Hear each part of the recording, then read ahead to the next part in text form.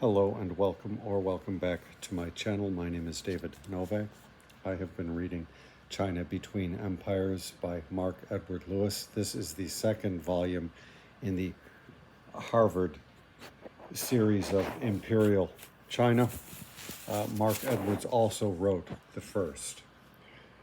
So, chapter 4 is titled Urban Transformation.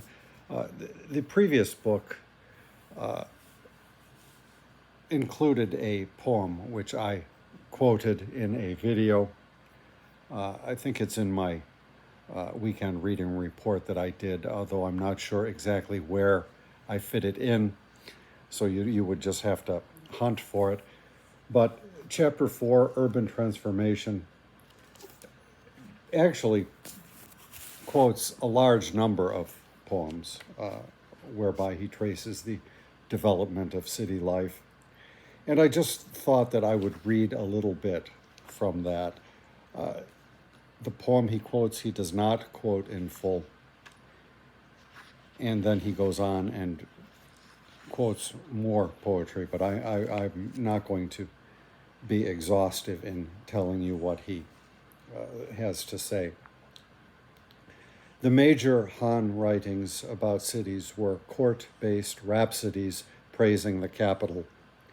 In the late Han period, a small body of poems developed a new approach to the urban environment, treating the city as a frame for individual experience.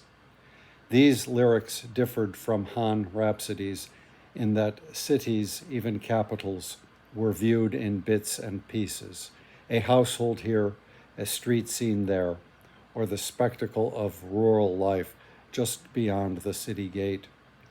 Some poems also depicted the city from the point of view of ordinary people, or even the miserable and impoverished. A typical example is this excerpt from a song of blighted love. I hear you have a new love, and so have come to say farewell. Our whole life in the city, did we ever party with measures of wine? Today we party with measures of wine, but tomorrow dawn I will stand at the head of the canal. I trudge along the imperial canal with the water flowing east and west. West of the city wall there is a wood gatherer. East of the city wall there is a wood gatherer.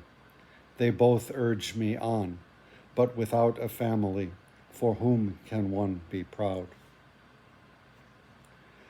The poet manipulates elements of city life to tell of a woman's despair. The drinking party, later a standard feature of urban poetry, marks a parting. But here the departing person is an abandoned lover rather than a traveler. The woman's pacing along the waterway suggests both the possibility of suicide and her inability to decide. The city wall marks the edge of the ordered world, and in these poems, going beyond the gates often leads to scenes of despair and death.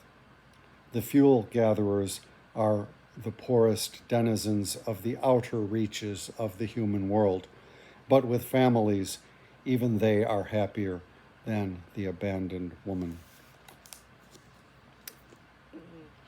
So reading this chapter so far, I'm feeling a great connection or connectivity with these ancient poets. I should say for newcomers to this channel that I have devoted a large portion of my life to the writing of poetry.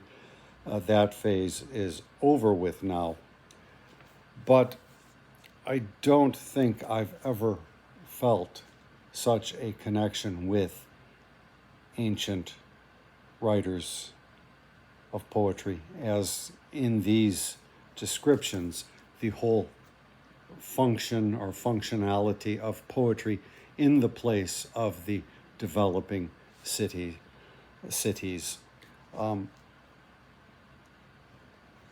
I come, of course, from the Western tradition. We hold Homer as our preeminent exemplar, and oftentimes it is the goal of writers to create some monument in song, to use, I think,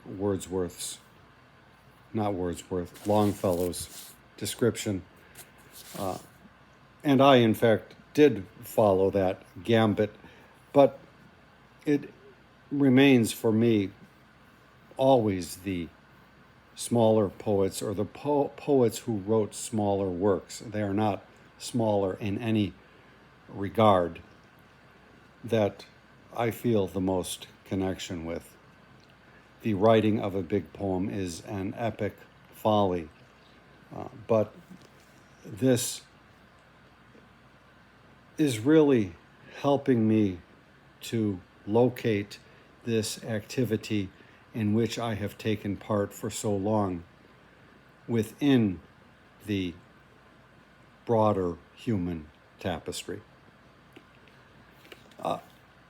If I have further thoughts, I will come back. Thank you very much for stopping by my channel.